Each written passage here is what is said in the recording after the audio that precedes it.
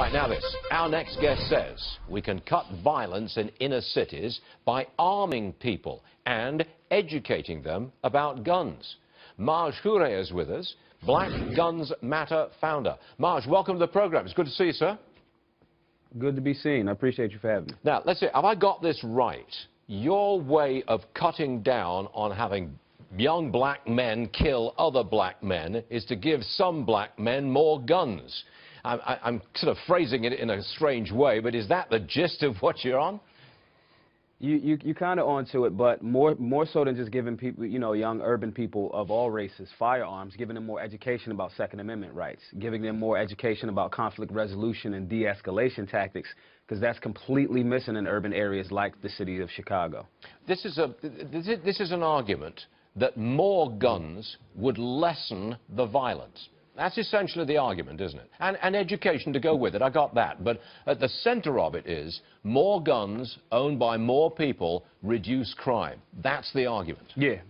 Yes, the argument to a certain extent could be that, but more so than just the gun, because a gun is just a tool. It's the person behind the gun. So you have to have a safe, responsible, respect for the tool, understanding individual. But yes, more armed, to not sound cheesy, but an armed society is a polite society.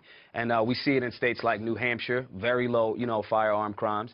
That just became constitutional carry yesterday, So yes, more trained, educated people about firearms and their Second Amendment with respect for that tool definitely would, hamstring a lot of this foolishness. Now, we just had a video of you standing in front of a crowd there, explaining your program. I believe that's what you're doing.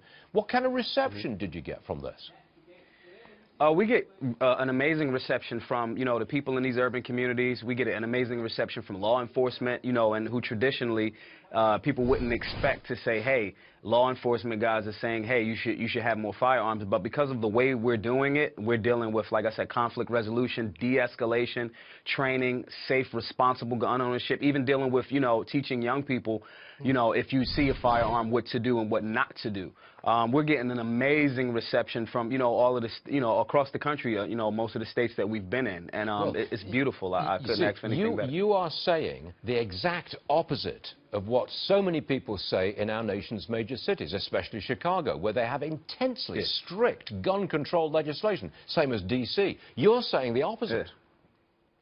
I'm saying the opposite because the facts of the matter are it's not working. If the things they were trying, Mr. Emanuel over there in Chicago, yesterday they had their most deadliest night, 24 hours, the deadliest night. And they have all of the laws on the law books.